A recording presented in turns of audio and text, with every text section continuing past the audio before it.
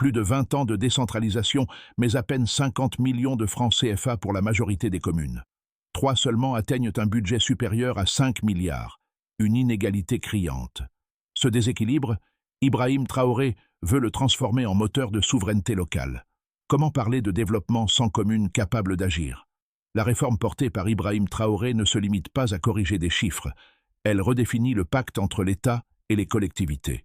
Le nouveau code des collectivités territoriales introduit un contrat d'objectifs clair entre le gouvernement et chaque président de conseil local. Résultats mesurables, ressources identifiées, responsabilités partagées. L'enjeu est immense, offrir à chaque commune les moyens d'agir, tout en garantissant la transparence et la stabilité institutionnelle. Pour la première fois, l'élection directe des présidents de conseil devrait ancrer la légitimité au cœur du territoire, non plus à Ouagadougou. Mais derrière cette promesse, un risque demeure. Comment concilier autonomie locale et cohérence nationale? C'est ce fragile équilibre que Traoré veut instaurer, convaincu que la souveraineté politique commence par la souveraineté administrative. Derrière la réforme annoncée, un constat chiffré s'impose. Sur près de 360 communes, plus de 70% n'ont jamais dépassé un budget annuel de 50 millions de francs CFA. Ce déséquilibre structurel explique pourquoi la décentralisation, amorcée depuis plus de 20 ans, n'a produit que des effets limités sur le terrain. Le gouvernement de transition, sous l'impulsion d'Ibrahim Traoré, a donc choisi une approche nouvelle, faire de la commune non plus un simple relais administratif, mais un acteur économique à part entière. Ce changement s'appuie sur plusieurs leviers. D'abord, la classification tripartite des communes, moyen exercice, plein exercice et statut particulier. Cette distinction, basée sur la mobilisation des ressources propres plutôt que sur la démographie, vise à responsabiliser chaque niveau local selon ses capacités réelles. Ensuite, la mise en place de contrats d'objectifs entre l'État et les présidents de collectivités territoriales instaure une logique de résultat, un budget clairement défini, des obligations mutuelles et une évaluation régulière des performances. Mais la nouveauté la plus marquante réside peut-être dans l'intégration du numérique et de l'inclusion financière au cœur des politiques locales. En parallèle, le contrat-plan signé avec la Poste BF prévoit la construction de 20 nouvelles agences modernes, dotées de guichets bancaires et d'espaces d'assistance pour les démarches en ligne. Ce maillage numérique, voulu par Ibrahim Traoré, symbolise une vision: rapprocher l'administration du citoyen et permettre à chaque commune d'être connectée à la transformation de l'État. Ainsi, la réforme de la décentralisation devient bien plus qu'un texte juridique. C'est le socle d'un Burkina Faso territorialement équilibré, administrativement souverain et technologiquement inclusif. Au cœur de cette dynamique, Ibrahim Traoré incarne un chef d'État qui délègue sans se désengager. Il place la confiance au centre du dispositif, tout en exigeant des résultats tangibles des présidents de collectivités territoriales. Autour de lui, plusieurs figures locales illustrent la portée concrète de cette réforme. À Koudougou, la présidente d'une commune de moyen exercice raconte comment la perspective d'un contrat d'objectifs a déjà modifié sa manière de gérer les priorités. Nous devons prouver que chaque franc investi produit un effet visible, dit-elle. À Bobo Dioulasso, un autre maire, issu d'une commune de plein exercice, souligne que la nouvelle grille budgétaire favorise désormais la performance, non la taille démographique. Ce n'est plus la population qui détermine le statut, mais la capacité à mobiliser nos ressources. Ces témoignages traduisent un tournant psychologique. La décentralisation cesse d'être un slogan pour devenir une responsabilité chiffrée. Le gouvernement, de son côté, appuie cette mutation par des formations ciblées sur la planification budgétaire, la gestion de projets et la reddition de comptes. Dans les premières régions pilotes, on observe déjà une meilleure coordination entre les services techniques déconcentrés et les élus locaux. L'impact reste modeste, mais la tendance est claire. Les collectivités apprennent à agir comme des partenaires, non des subordonnés. Et dans ce mouvement, Ibrahim Traoré voit la clé de la stabilité institutionnelle qu'il veut durable. Tout a commencé par une série de consultations régionales. Pendant plusieurs semaines, les représentants des communes, des régions et des forces vives se sont réunis pour dresser un état des lieux sans complaisance. Des chiffres, des cartes, des rapports de terrain ont révélé la profondeur du déséquilibre. Une économie locale atone, une faible création d'emplois et une dépendance quasi totale vis-à-vis du budget central. Sous la direction d'Ibrahim Traoré, Le ministère de l'Administration territoriale a alors enclenché une relecture complète du Code général des collectivités. Objectif: simplifier les structures, réduire les coûts de fonctionnement et redéfinir les compétences transférées aux communes. La première étape fut technique. Les équipes ont identifié 3 niveaux de collectivité. Les communes de moyen exercice, budget propre inférieur à 50 millions de francs CFA, placées sous délégation spéciale, dirigées par des présidents nommés, les communes de plein exercice, entre 50 millions et 5 milliards de francs CFA, gérées par des conseils élus, les communes à statut particulier, budget supérieur à 5 milliards, dotées de larges prérogatives administratives et économiques. Cette classification, inédite au Burkina Faso, a permis d'orienter les ressources et la formation en fonction des capacités réelles de chaque entité. Puis est venue la phase politique. Le Conseil des ministres a validé la création d'un contrat d'objectifs entre l'État et chaque président de collectivité. Ce contrat fixe les priorités locales, les indicateurs de performance et les moyens de suivi. Parallèlement, un autre texte a été adopté, le décret relatif au contrat plan entre l'État et la Poste BF. Ce document prévoit la construction de 20 nouvelles agences postales intégrées destinées à rapprocher les services publics des citoyens. Chacune de ces agences combine désormais services postaux, bancaires et numériques. Elles servent de passerelle pour l'inclusion financière et l'accès aux démarches administratives dématérialisées. Dans la vision d'Ibrahim Traoré, ce projet dépasse la simple infrastructure. Il s'agit de mailler le territoire, d'en faire une colonne vertébrale de la souveraineté numérique. Les chantiers prioritaires ont débuté à Ouahigouya, Kaya et Fadan Gourma, avec des équipes mixtes associant techniciens, élus et acteurs communautaires. La communication gouvernementale a insisté sur une idée centrale: rapprocher l'État du citoyen sans recentraliser le pouvoir. En filigrane, une conviction se renforce: seule une administration de proximité peut consolider la paix sociale et freiner la migration interne. Ainsi, la séquence diagnostic, réforme, exécution illustre une rupture de méthode. Ibrahim Traoré ne promet pas, il installe des mécanismes mesurables. Et c'est peut-être cette discipline de résultat qui distingue la nouvelle gouvernance locale du Burkina Faso. Pour mesurer l'effet des réformes engagées, le gouvernement a publié une série d'indicateurs précis. Premier indicateur, le taux de communes disposant d'un budget supérieur à 100 millions de francs CFA est passé de 18% à 32% en un an. Cette hausse de 14 points témoigne d'un effet d'entraînement réel, signe que les ressources locales commencent à se structurer autour de la fiscalité propre. Deuxième indicateur, le nombre de projets communautaires financés directement par les communes a augmenté de 65%, notamment dans les domaines de l'eau, de la voirie et de la sécurité civile. Ce bond est attribué à la simplification des procédures de transfert de crédit. Troisième indicateur, le délai moyen de mise en œuvre d'un projet local est passé de 210 jours à 128 jours, grâce à la réduction des niveaux d'autorisation et à la délégation de signature introduite par la nouvelle loi. Ces données, croisées par le ministère de l'Administration territoriale, révèlent un changement structurel. La commune devient enfin un centre d'initiative. Ibrahim Traoré insiste cependant sur une condition: la performance doit s'accompagner de transparence.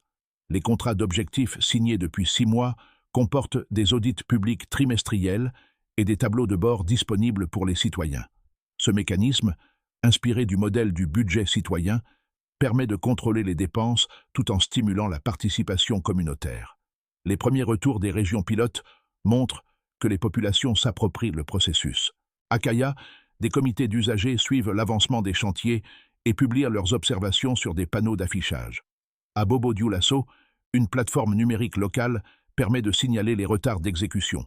Dans le même temps, la Poste BF, via le contrat plan approuvé par le Conseil des ministres, a mobilisé plus de 5,5 milliards de francs CFA pour la construction des 20 nouvelles agences hybrides.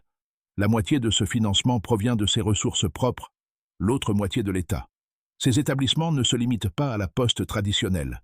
Ils intègrent des guichets bancaires, des espaces de formation numérique et des points d'accès aux services administratifs en ligne. L'idée, portée directement par Ibrahim Traoré, est claire. Chaque commune doit disposer d'un centre multifonctionnel qui relie le citoyen à l'administration et à l'économie. Le lien entre inclusion numérique, transparence budgétaire et souveraineté locale devient ainsi mesurable, un triangle vertueux que le gouvernement veut stabiliser d'ici 2 ans. Comme toute réforme d'envergure, celle d'Ibrahim Traoré suscite débat et réserve. Les premiers sceptiques estiment que la nouvelle classification des communes risque d'accentuer les inégalités régionales. Les localités de moyen exercice, disent-ils, resteront prisonnières d'un contrôle étatique, sans moyens suffisants pour innover. Certains observateurs redoutent même qu'une délégation spéciale nommée puisse limiter la légitimité démocratique locale. À l'opposé, d'autres critiques viennent des défenseurs d'une décentralisation plus prudente. Selon eux, confier plus d'autonomie financière aux communes pourrait générer des dérives, voire des zones de pouvoir parallèles. La crainte d'un État morcelé plane dans une partie de l'administration centrale. Entre ces deux positions, le gouvernement tranche. La décentralisation ne doit être ni une privatisation du pouvoir local, ni un simple transfert symbolique. Ibrahim Traoré répond à ces critiques par les faits. Le contrat d'objectifs impose une traçabilité intégrale. Chaque dépense, chaque programme, chaque indicateur est audité. Le ministère conserve un droit de contrôle, mais sans bloquer les initiatives locales. En outre, les présidents de collectivités territoriales seront désormais élus au suffrage universel direct, une innovation qui ancre la responsabilité dans le vote citoyen. La transparence devient donc le garde-fou de l'autonomie. Quant au risque d'inégalité, la création de fonds d'appui spécifiques pour les communes de moyen exercice vise justement à éviter ce déséquilibre.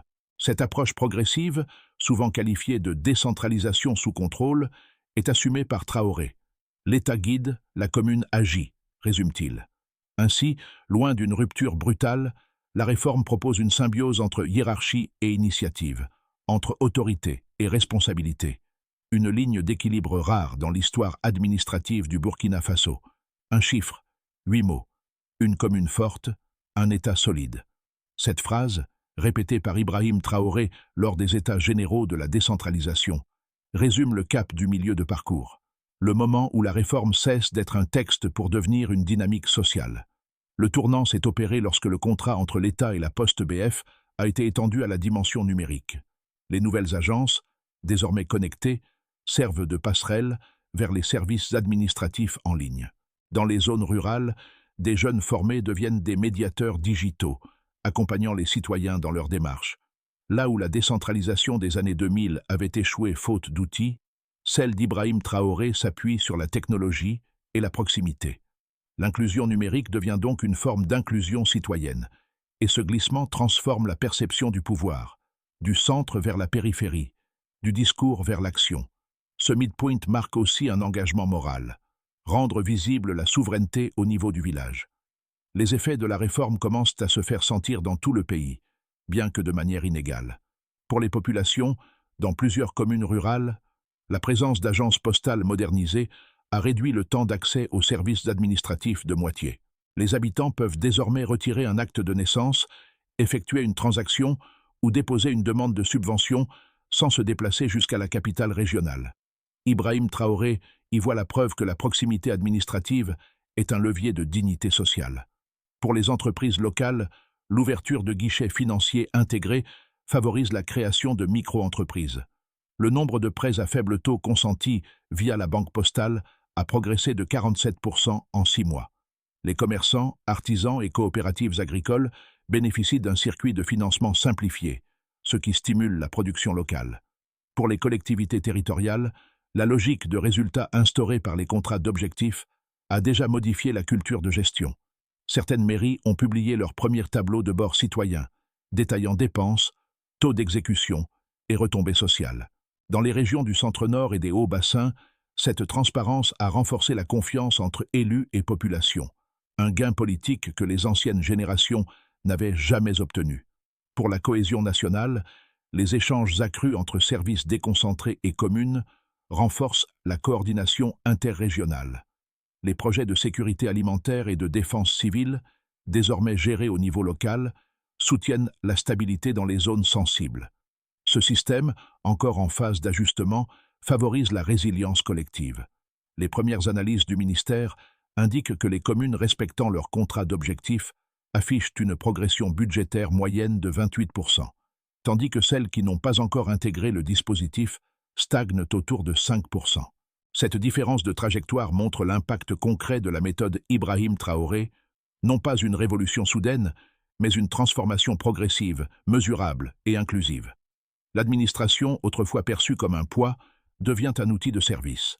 Et pour la première fois, les citoyens voient dans la décentralisation non pas un mot bureaucratique, mais une promesse tenue, celle d'un État qui se rapproche réellement d'eux. L'avenir de la décentralisation burkinabé, tel que l'envisage Ibrahim Traoré, se joue désormais sur 3 trajectoires possibles. Dans le scénario de base, la réforme poursuit son déploiement à un rythme régulier. Les contrats d'objectifs sont signés dans les 13 régions et la Poste BF achève la construction des 20 nouvelles agences prévues. Dans ce cas, la couverture territoriale atteindrait environ 85% du pays d'ici 12 mois. Le gouvernement consoliderait ainsi une administration de proximité fonctionnelle, sans bouleversement institutionnel. Dans le scénario optimiste, grâce à un soutien budgétaire renforcé, notamment par les partenaires techniques, le modèle des agences mixtes se duplique à 40 communes supplémentaires. L'inclusion numérique s'accélère et les communes de plein exercice deviennent autonomes sur leurs services civiques et financiers. Ce scénario permettrait de transformer la réforme en levier d'emploi pour les jeunes et de modernisation durable de l'État. Dans le scénario défavorable, si les contraintes sécuritaires s'aggravent dans certaines régions, les transferts de compétences pourraient être ralentis. Les communes de moyen exercice, encore fragiles, risqueraient de retomber sous une tutelle trop centralisée. La confiance locale, si durement acquise, en pâtirait. Face à ces perspectives, Ibrahim Traoré maintient un principe. La stabilité administrative précède la prospérité économique. Il plaide pour une approche graduelle, mesurée, où chaque progrès doit être consolidé avant d'étendre la réforme. La décentralisation devient ainsi un processus d'apprentissage collectif, un test de maturité politique, autant qu'un chantier de souveraineté. Au-delà des chiffres et des textes, la réforme d'Ibrahim Traoré cherche à provoquer un changement de perception. Pour le citoyen ordinaire, comprendre que l'État n'est pas une entité lointaine, mais un partenaire de proximité constitue déjà une rupture culturelle. Dans les zones rurales, les habitants racontent que les nouvelles agences postales sont devenues des lieux de vie.